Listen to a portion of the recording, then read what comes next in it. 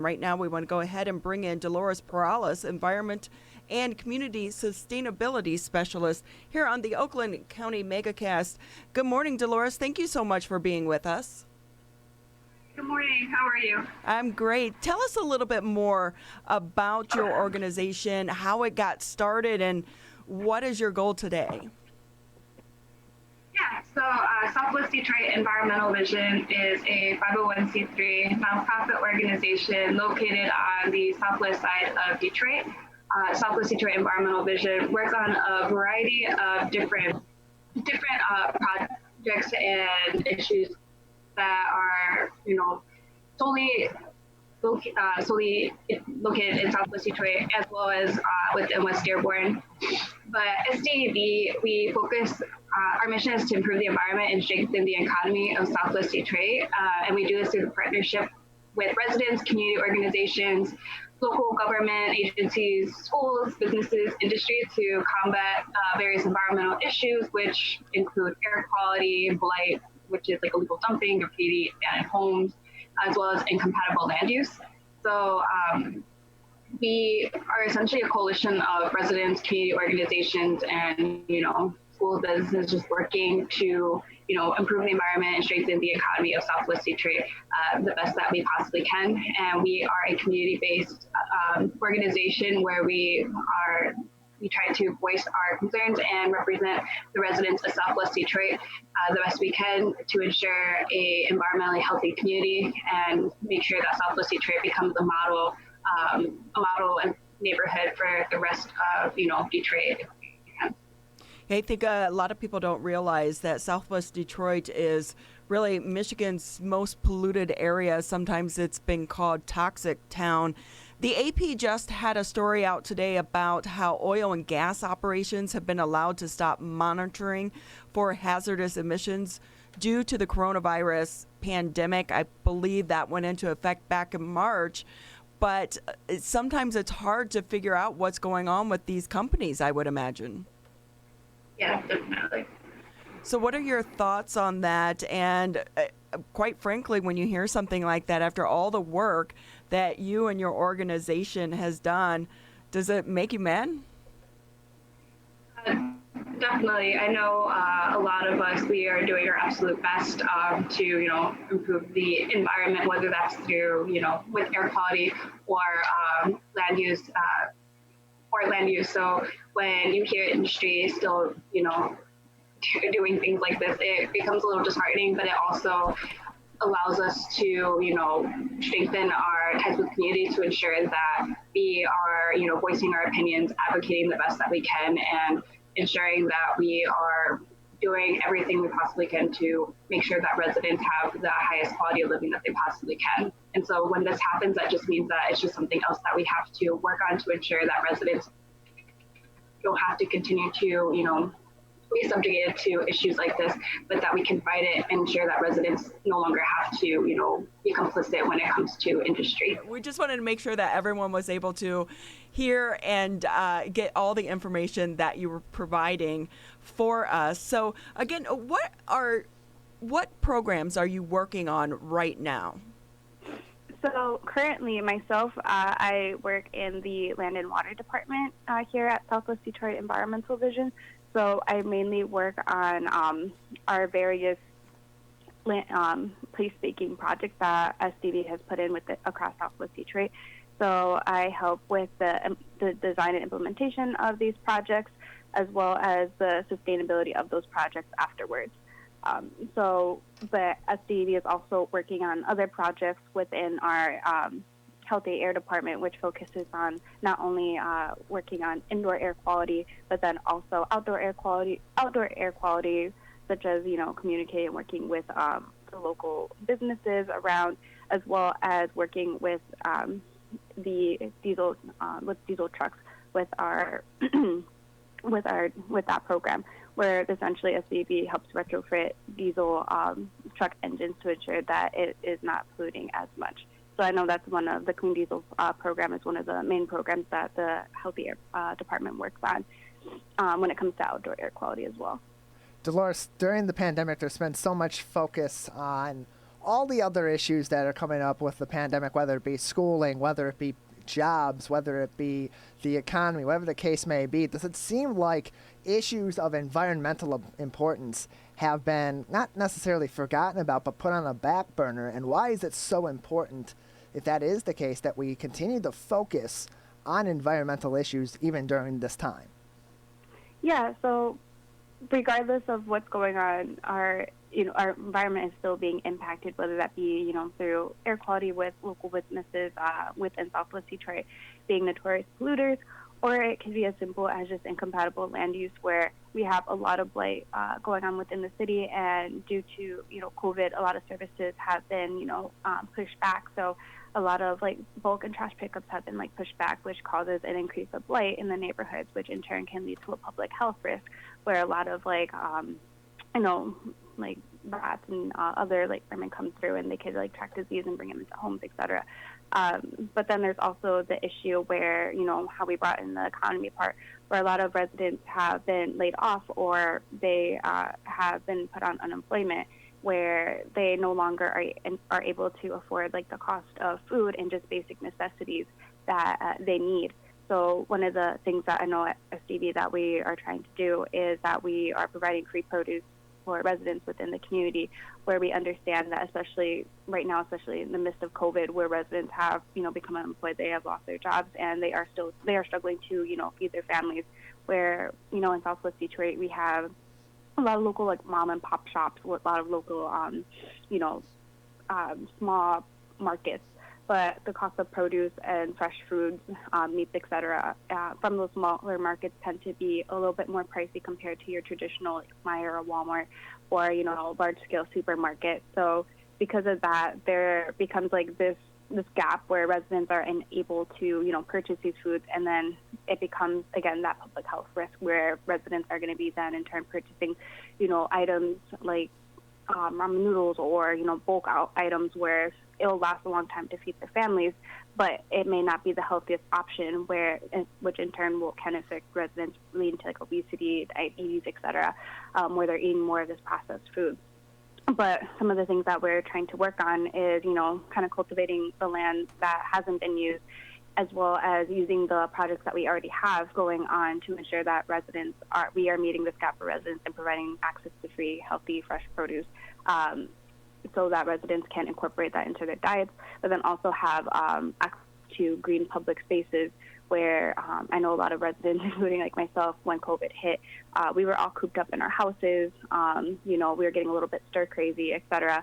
But it's very, very important, especially in Southwest Detroit, to have access to these green spaces where residents will be able to just to walk, sit, play just in local parks, gardens, just space that they would be able to just get out of their home in, and ensuring that we have these spaces that readily available for our residents, but making sure these spaces are clean,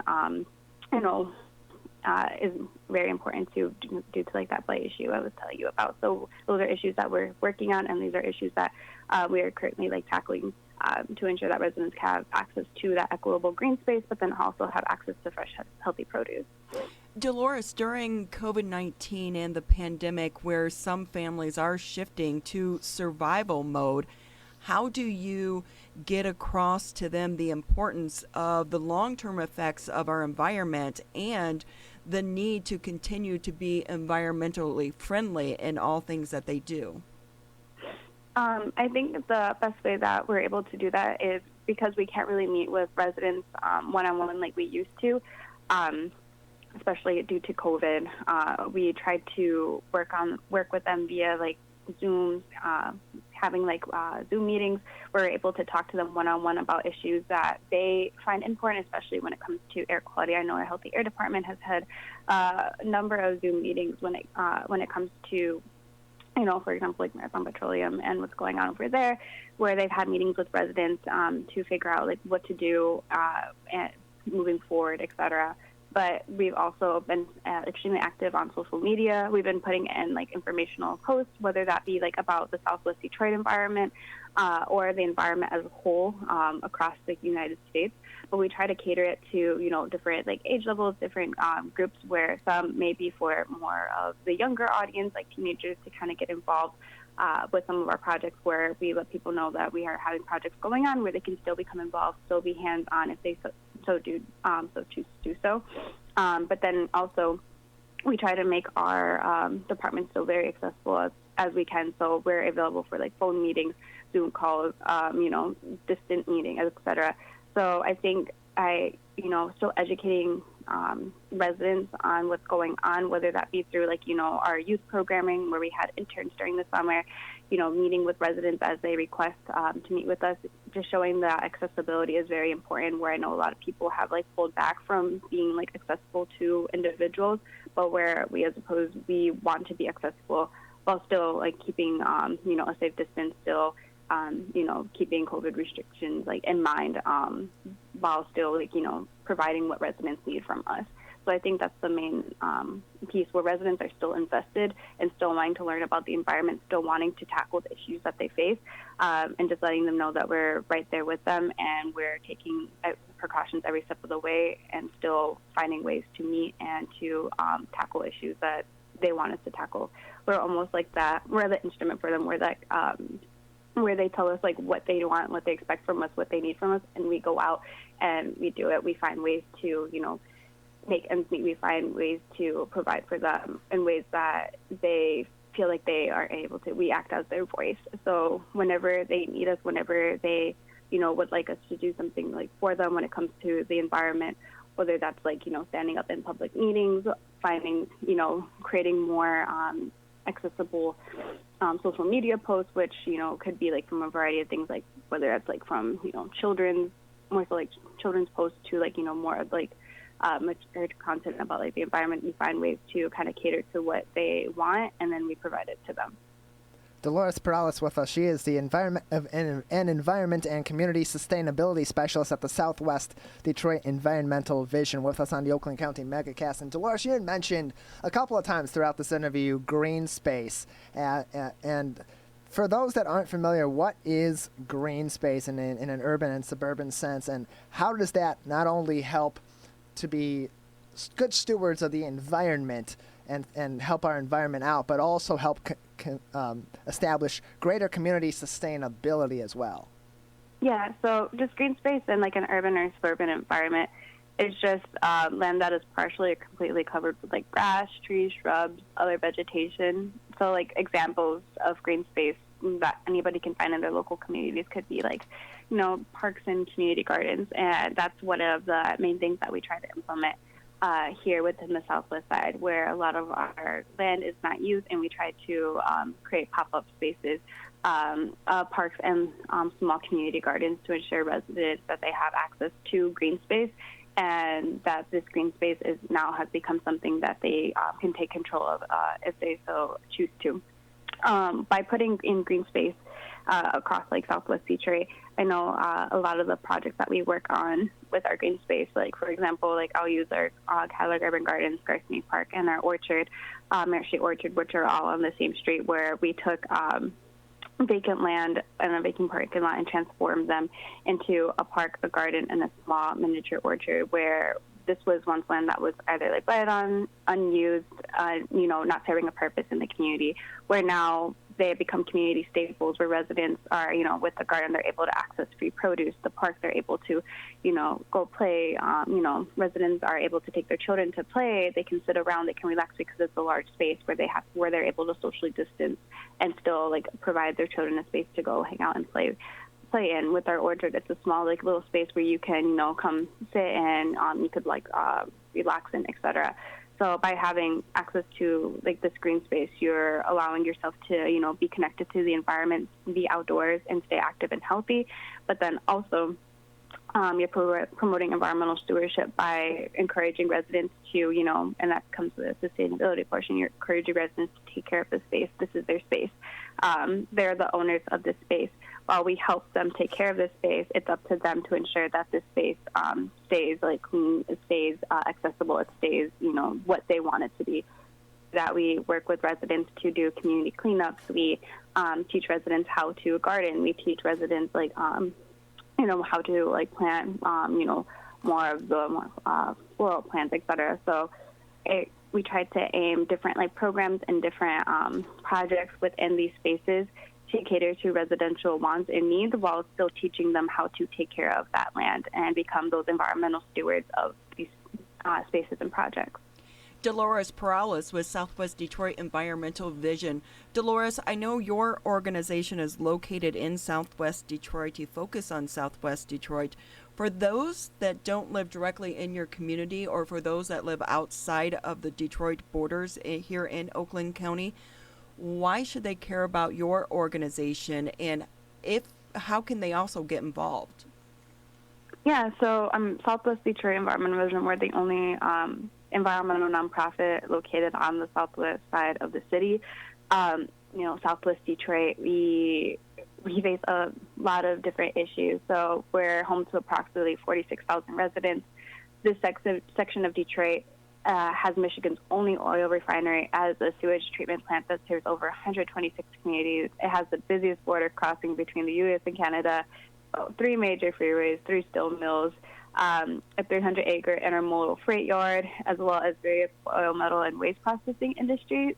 So living amongst these industrial components have negatively affected the lives of residents here in Southwest Detroit.